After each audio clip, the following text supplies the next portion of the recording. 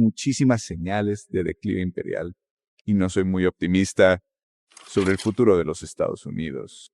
La propia élite vive en una realidad separada. Quieren mantener su nivel de vida, están dispuestos a sacrificar a nuestra sociedad para mantener su privilegio imperial. Fijaros bien, están dispuestos a incendiar nuestra sociedad para mantener su privilegio imperial. La mejor manera que tiene Estados Unidos para salvar su desastre económico es obligar al mundo a estar en guerra. Europa contra Rusia, China contra Japón.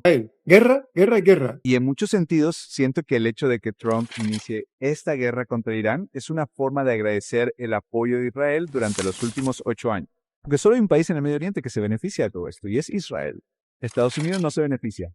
Pues debemos esperarnos lo peor.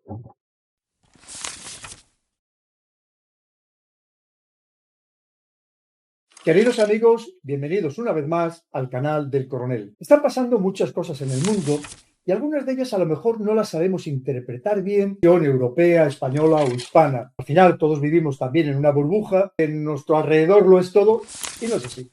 Hay que, por tanto, escuchar a otras voces. Hay un analista geopolítico noruego de la norma, que no sigue las narrativas oficiales, mucho menos las de la Unión Europea, que se llama Glenn Diesen. Fortuna de llevar a su canal a algunos de los principales, de los más destacados analistas geopolíticos del mundo. Y recientemente llevó a uno de ellos, un teórico geopolítico que además parece que tiene una gran capacidad para predecir lo que va a pasar en el futuro, que se llama Jan Shueqin. Jan Shueqin es un ciudadano chino-canadiense, nació en China, pero tiene la nacionalidad canadiense, donde fue a vivir desde muy pequeño. Actualmente vive en Pekín, pero que también conoce muy bien Estados Unidos, porque se formó en la Universidad de Yale, donde, por cierto, fue graduado con honores. La tiene por muy inteligente, muy sensata y, como os digo, una gran capacidad para percibir o prever lo que va a pasar en el futuro, incluso en el futuro más o menos inmediato. Así que vamos a ver lo que nos cuenta sobre Estados Unidos, sobre el mundo, porque es tremendamente interesante.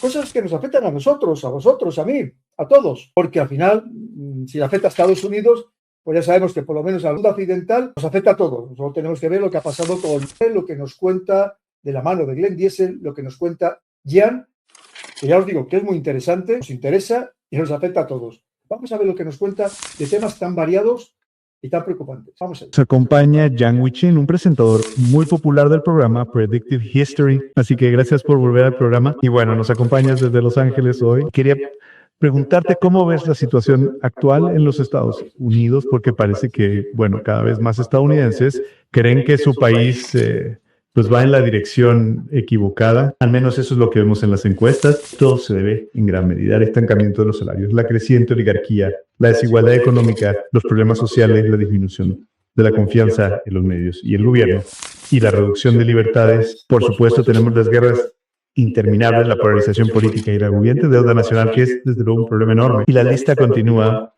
Me viene a la mente el libro de Paul Kennedy de 1987 sobre el auge y la caída de las grandes potencias, y él también fue muy hábil al presentar el concepto de sobreextensión imperial, donde los compromisos estratégicos superan con creces la fuerza económica. ¿Hasta qué punto ves ahora en Estados Unidos indicios de este declive imperial? Y quiero decir, ¿cuáles son los síntomas en los que te fijarías? Fijaros bien, queridos amigos, por dónde empieza Glenn Diesen. Entra directamente a matar, vamos, como se suele decir. Me pregunta cómo está la situación real en Estados Unidos. Ahora mismo, Jan, como nos dice Glenn Diesen, ha estado visitando, hay unos amigos, y el ya conocedor de la realidad estadounidense, pero ahora ha palpado sobre el terreno. Y fijaros bien que Glenn Diesen ya expone una serie de problemas muy importantes, sociales, políticos y económicos, que está sufriendo Estados Unidos. Y vamos a ver lo que nos contesta Jan, como os digo, gran conocedor de Estados Unidos, y que ahora acaba de estar allí, lo ha visto sobre el terreno, y muy interesante lo que nos cuente, porque lo que os digo es que lo que pasa en Estados Unidos, al final, queramos o no queramos, nos pasa. Esto es como un maremoto, la ola nos va a llegar también. Solo tenemos que pensar lo que en aquel momento, años 2008, 2009, con las hipotecas subprime que tienen Estados Unidos, y el problema lo tuvimos aquí en Europa durante mucho tiempo. Sí, he estado en Los Ángeles por unos 4 días. Es mi primera vez aquí en Los Ángeles y fui invitado por el programa de Theo Von. Hice un podcast con Theo Von y él fue muy generoso al invitarme a volar y alojarme en un hotel muy agradable. Así que compartiré con ustedes mis impresiones de Los Ángeles y luego explicaré cuáles son las señales del declive imperial. Lo primero que me llamó la atención es que me estoy quedando en un hotel de lujo de 5 estrellas, ya que Theobald fue muy generoso conmigo. Y por la mañana salí a caminar por el de West Hollywood. West Hollywood es una de las zonas más prósperas no solo de Los Ángeles, sino también de Estados Unidos. Edificios preciosos y gente hermosa. Y mientras caminaba por uno de los barrios con restaurantes, vi un montón de excremento humano frente a mí. Lo esquivé al caminar y me tomó un par de minutos darme cuenta de que en realidad no provenía de un perro. Y simplemente pienso para mis adentros cómo es que en una sociedad hay personas a las que no les importa, que simplemente sienten que pueden a plena luz del día defecar en medio de la calle. Madre mía, qué barbaridad lo que nos está contando. Esto es la degeneración absoluta en Estados Unidos. Madre de Dios, ya no los animales, las personas defecando por la calle. Esto parece una novela distópica. Vamos a ver qué más nos cuenta. Y a nadie le importa. Y lo que esto nos dice es que en realidad es una ruptura de contrato social. Siento que la gente no siente que sea parte de la sociedad. Siento que la sociedad ha abandonado a muchas personas. Entonces fui a una cena anoche en Pacific Palisades, que es donde viven todas las estrellas de cine. La mansión donde fue la fiesta era una mansión de $20 millones. Era simplemente hermosa, una mansión enorme. Y lo que me llamó la atención fue lo escandaloso que era tener una casa de 20 millones porque no puedes usar ese espacio. Era solo una familia y su ejército de personal doméstico, fácilmente unas 100 personas. Miro hacia la colina y hay una mansión de 20 millones que supongo es 10 veces más grande. En la cena me encuentro con Max Blumenthal. Nos sentamos juntos y nos quejamos del lujo escandaloso de Pacific Palisades. Conducimos hasta Skid Row para pasar la noche y es literalmente una escena de película apocalíptica. Es decir, está todo oscuro y había una mujer corriendo desnuda por las calles. Estas personas, creo que son unas 4,000, han sido completamente abandonadas por la sociedad. El gobierno finge que no existen. Por la noche doy un paseo cerca de mi hotel y hay personas sin hogar por todas partes. Fijaros bien lo que está hablando de una diferencia social impresionante, brutal, impropia de una sociedad democrática, ¿no? Donde debe imperar una justicia social, donde debe imperar una igualdad social para ser una verdadera democracia. Y nos está hablando de personas con mansiones de 20 millones de dólares y al lado prácticamente personas en la indigencia, abandonadas, desnudas, olvidadas por el sistema, ignoradas por el sistema. Entonces, otra señal muy importante del declive imperial es simplemente la desigualdad y la decadencia moral, como si estas personas hubieran sido abandonadas por la sociedad y dejadas a su propia suerte. Y la desigualdad masiva es un indicador muy importante. Lo tercero es que fui a desayunar y traté de encontrar el lugar más barato, pagando $17. $17 estadounidenses por una tostada. No sé si han probado la tostada con aguacate, pero no cuesta $17. No sé cómo la gente puede pagar los precios en este país. Entonces hay inflación. Bueno, lo que la inflación nos dice realmente es básicamente la degradación de la moneda. El dólar estadounidense ya no vale nada porque han impreso billones en estos últimos 10 años y siguen imprimiendo billones para sostener la economía. Tienes la burbuja de deuda de la IA que todo el mundo piensa que estallará tarde o temprano. Tienes esta guerra en Irán donde se gastan decenas de miles de millones cada semana sin un propósito real y sin una estrategia a la vista. Y mientras tanto, hay una polarización política en Washington, D.C., donde en lugar de enfocarse en los problemas centrales, tanto demócratas como republicanos se señalan mutuamente. Así que creo que hay muchísimas señales de declive imperial. Declive imperial. Y nos está dando muchos ejemplos, nos está dando muchos datos. Esto es demoledor, ¿eh? Porque recordar, un imperio decadente, un imperio además se ve amenazado por otras potencias, se vuelve terriblemente peligroso. Y más cuando se le está desmontando esa hegemonía del dólar ese imperio económico mundial que tenían, todavía se va a volver mucho más peligroso. Atentos, muy atentos a los que nos sigue diciendo ya. Y no soy muy optimista sobre el futuro de los Estados Unidos. Es muy extraña toda la filosofía económica que tienen ahora, porque solía haber una época en la que una economía se evaluaba por su capacidad de servir a la sociedad. Es decir, sabes, en el siglo XIX teníamos a todos estos economistas estadounidenses, incluidos los liberales, que señalaban que es importante gravar a los buscadores de rentas para evitar el ascenso de una oligarquía. Y sabes, estos impuestos deberían financiar la infraestructura, no solo para mejorar la competitividad en los mercados internacionales, sino también para mejorar el nivel de vida del ciudadano promedio. Pero bueno, en estos días se da la impresión de que, bueno, recuerdo que hubo un artículo en los 90 que decía que la solución para todos estos pueblos que mueren en Estados Unidos era simplemente mudarse. Si no puedes adaptarte, ya sabes, o te adaptas o mueres, que como dijiste, todas estas personas que se quedaron atrás y para las que ya no hay lugar en la economía son esencialmente ignoradas por el Estado, que finge que no existen. Pero bueno, esto puede crear un ánimo revolucionario si tienes una parte importante de la población que ya no cree que tenga un interés personal en preservar el statu quo. ¿Estás dispuesto a poner trabas al sistema? Supongo que para muchas personas votar. Y bueno, una cosa que también quería preguntar era la proclividad al uso de la fuerza militar, porque a menudo hablo con personas, bueno, coroneles retirados del ejército estadounidense, y siempre señalan que esto es, bueno, un preludio a una crisis económica. Fijaros bien que hablan del preludio a una gran crisis económica, que es que si la tiene Estados Unidos, recordad, queridos amigos, nos va a afectar a todos, a Europa seguro.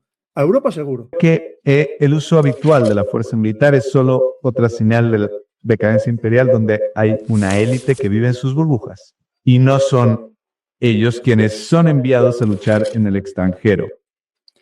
¿Cuántas veces hemos comentado eso, queridos amigos? Una élite que manda a los hijos de los pobres a luchar en guerras a los que solamente van a morir y probablemente no van a sacar, no, ellos no van a sacar ningún beneficio, pero sí las élites que mandan a los hijos de los pobres a morir en esas guerras. Ellos sí los que pretenden sacar beneficio. ¿Cuántas veces lo hemos comentado, verdad? Pues ahora también nos lo está comentando ya. No son ellos quienes sufren las consecuencias de las derrotas militares. Si Estados Unidos pierde una guerra en Irán, los contribuyentes tienen que pagar la factura, no la clase multimillonaria. Así que creo que esta situación absurda en la que la élite vive en sus mansiones, sus fortalezas en Pacific Palisades y organizan sus fabulosas cenas y solo se conocen entre ellos. Viven en una burbuja. Están decididos a mantener su arrogancia imperial. Quieren mantener su nivel de vida, quieren ganar más dinero para sí mismos, están dispuestos a sacrificar a nuestra sociedad. Están dispuestos a incendiar nuestra sociedad. Están dispuestos a incendiar nuestra sociedad para mantener su privilegio imperial. Acabar con buena parte de la sociedad, de los pobres, de los prescindibles, para ellos todavía ser más fuertes y más ricos, y no les importa. Comentado también, ¿verdad? Ya lo hemos dicho, como aquí en Europa. Ya lo dijo la señora Van der Leyen, que de sus 7 hijos no va a ir ninguno a la guerra. Von der Leyen, la presidenta de la comisión, van a ir los hijos de los pobres. En fin. Quieren sentirse bien consigo mismos. Quieren vivir en un mundo donde Estados Unidos sea la única superpotencia. Sienten esta nostalgia por el Estados Unidos de los años 90, durante el momento unipolar en el que realmente todo el mundo miraba a Estados Unidos en busca de salvación. La Unión Soviética se había derrumbado y Estados Unidos era visto como una fuerza fundamental para el bien en el mundo. Y esta gente, la élite, está atrapada en ese mundo, mientras que la sociedad estadounidense ha decaído y se ha vuelto mucho más corrupta debido a la codicia extravagante de la clase multimillonaria. Eso también lo hemos comentado muchas veces, queridos amigos, que cuanto más ricos, más codiciosos, más quieren tener, más quieren aplastar a los pobres. Es que es increíble, ¿verdad? Lo que es para 1000 vidas, para ellos y para gastar lo que les dé la gana, pues da igual, quieren más, más y más, porque ya sabes, todo es un sistema de un equilibrio, ¿no? Es decir, comparación. Ellos necesitan sentirse poderosos teniendo mucho más, solamente nada, ya sabéis. Los demás no tengamos nada y se reirán de nosotros. No tendrás nada, serás feliz y se reirán de ti, más ricos. Y así, aunque nosotros desde afuera vemos esto como una locura, aunque creemos que Estados Unidos no puede posiblemente derrotar a Irán en una guerra, y esto causará una agitación económica. Estados Unidos no puede derrotar a Irán en una guerra. No puede derrotar a Irán en una guerra. No solo en Estados Unidos, sino en todo el mundo. La propia élite vive en una realidad separada. Creen que Estados Unidos está haciendo el bien al deshacerse de un régimen terrorista, fundamentalista, que busca armas nucleares y que intenta dominar y destruir el Medio Oriente.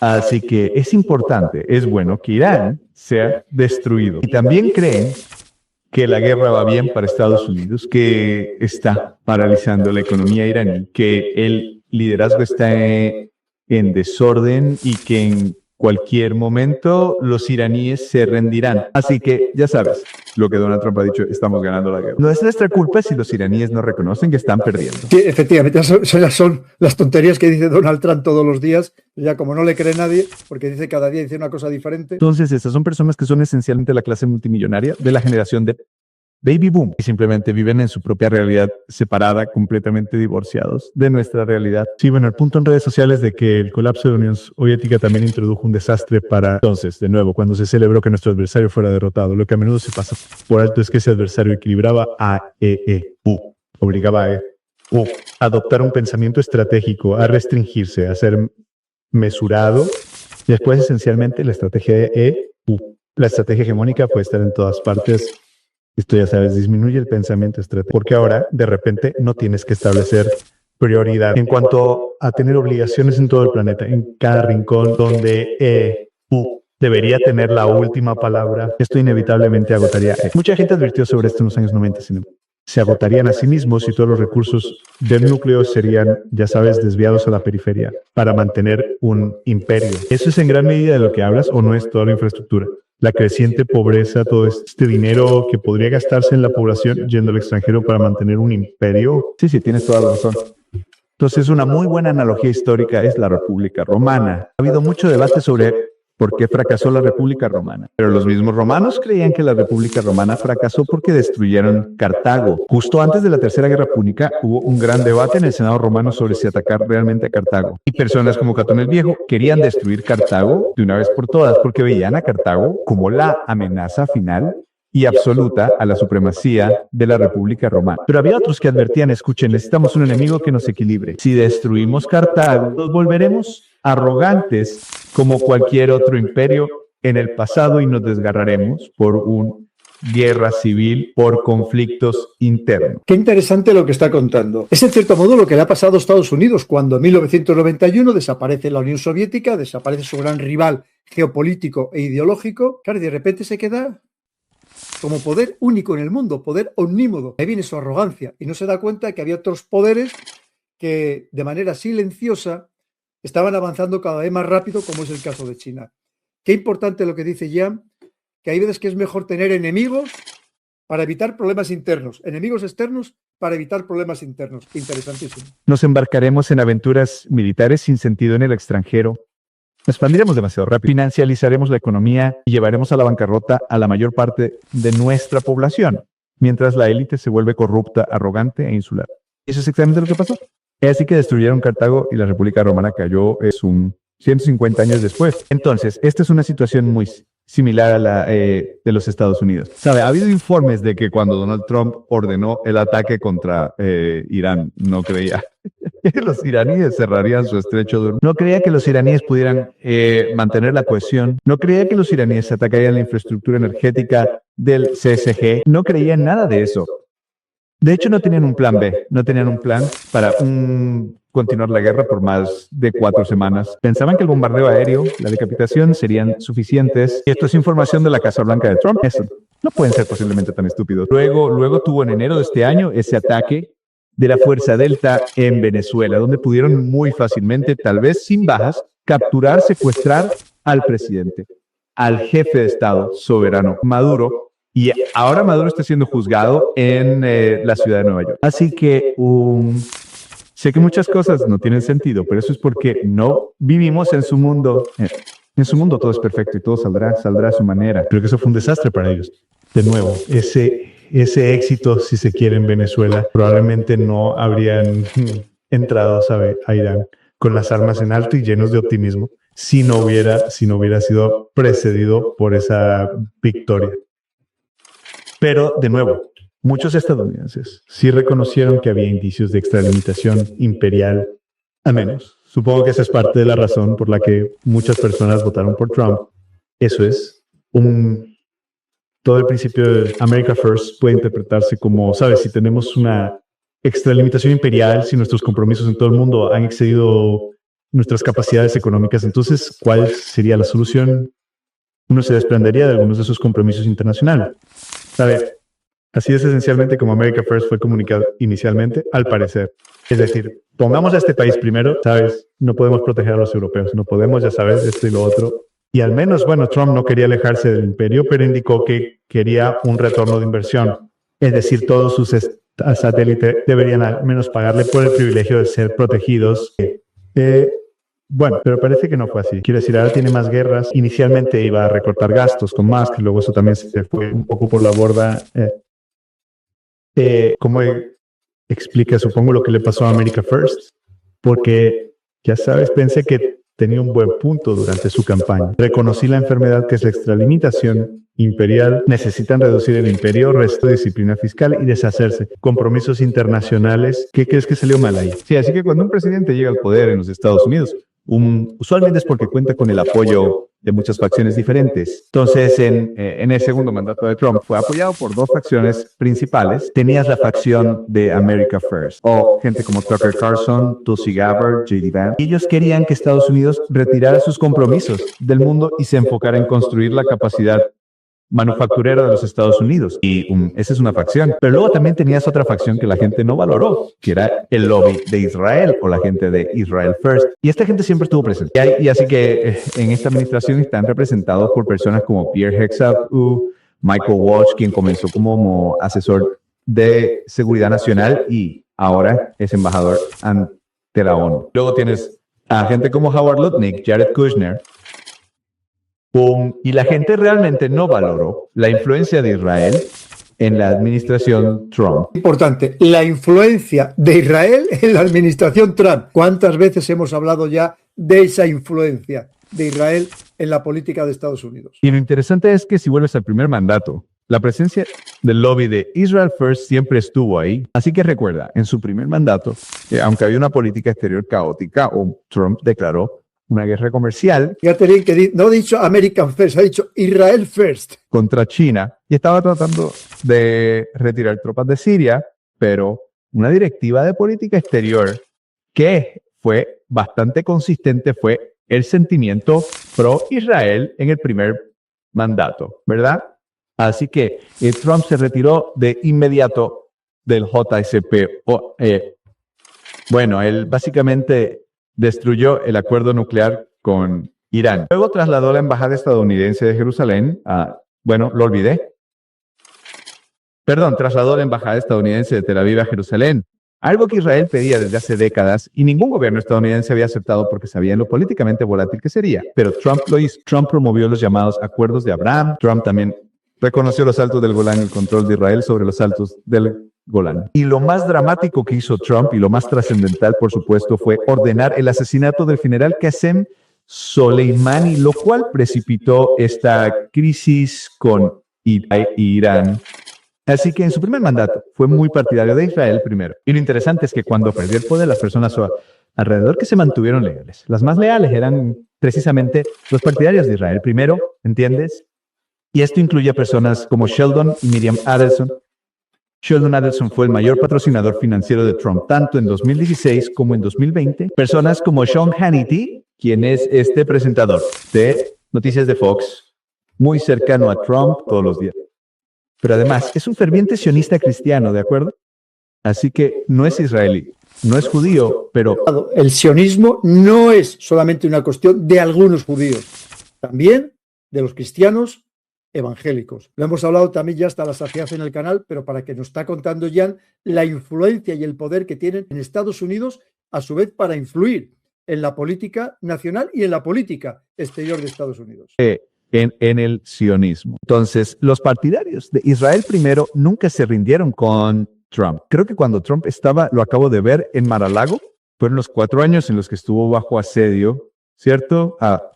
Recuerdo que el FBI allanó su casa en Mar-a-Lago buscando documentos clasificados. Hubo una guerra jurídica demócrata contra él.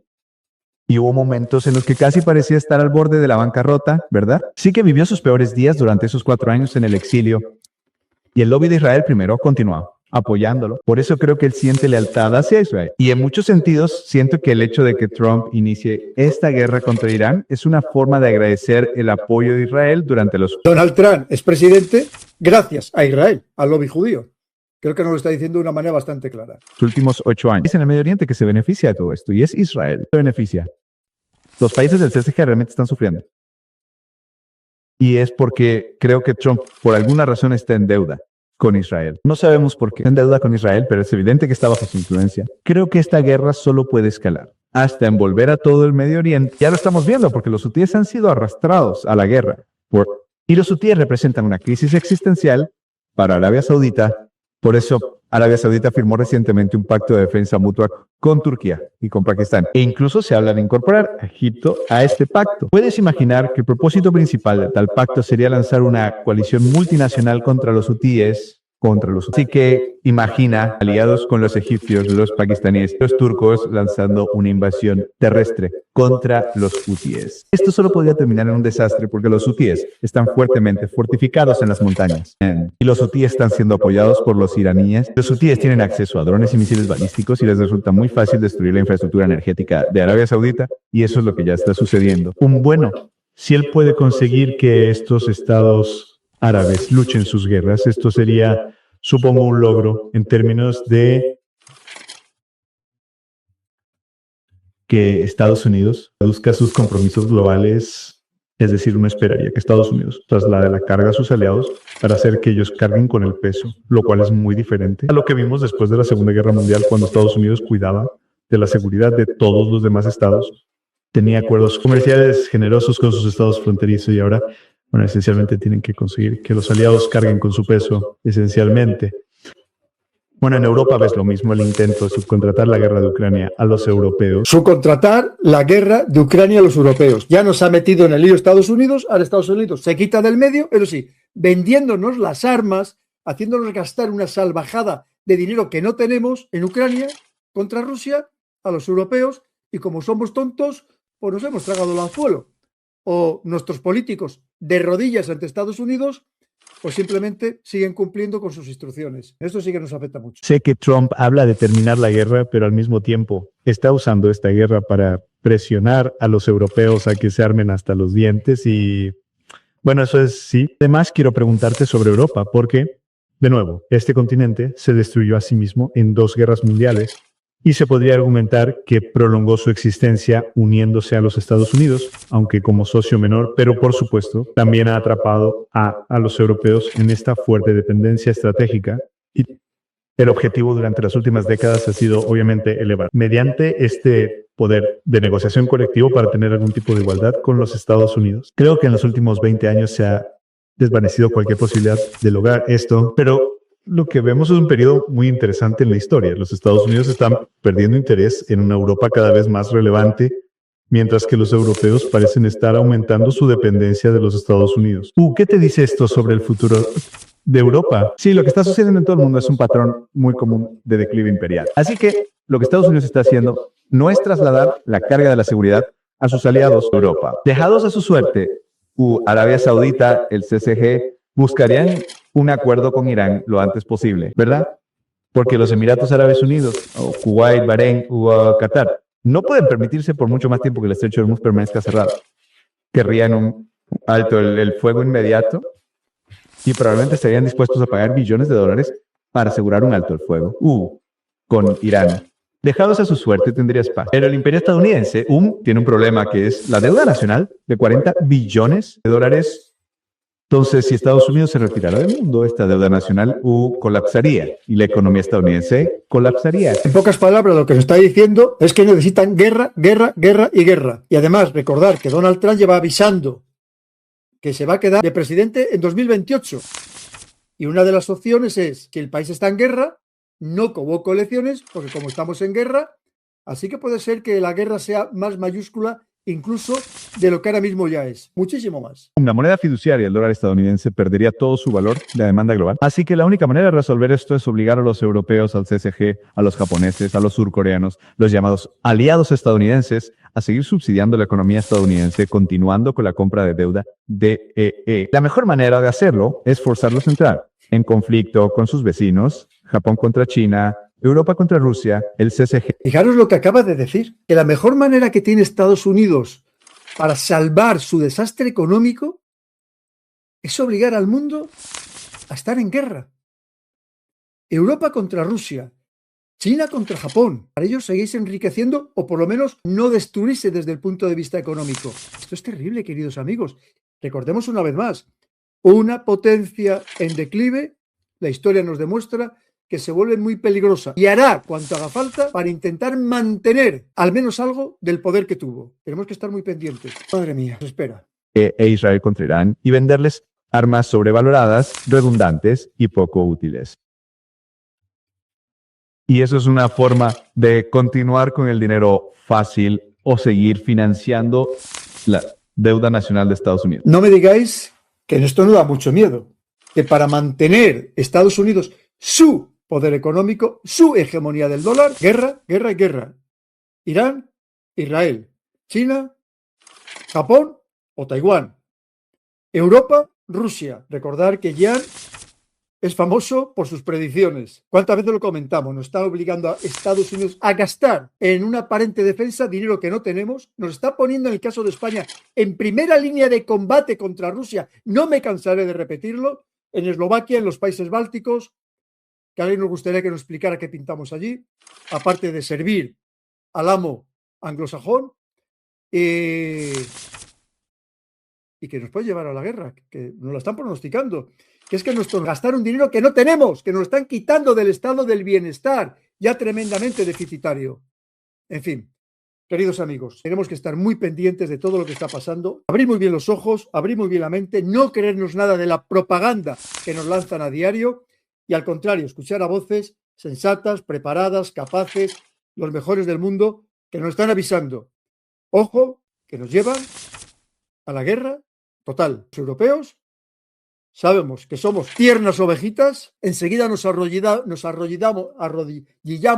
y hacemos lo que nos mandan, y cada vez la guerra puede estar más próxima de lo que pensamos. Pues queridos amigos, con esto nos despedimos, muy preocupados, lo hablamos todos los días aquí en el canal, pero al margen de que lo digamos nosotros y con los magníficos invitados que siempre tengo aquí, también los primeros espadas mundiales, pues es importante también oír otras voces internacionales que nos repitan lo mismo para ver si va calando, que entre todos, nosotros, los ciudadanos, los que nos llevan a morir, tenemos que defendernos de los políticos que precisamente nos están arrastrando a la guerra, en nuestro caso, lo que nos afecta a Europa. Vemos que esto va a ser mucho más generalizado por todo el planeta. Muchas gracias, queridos amigos.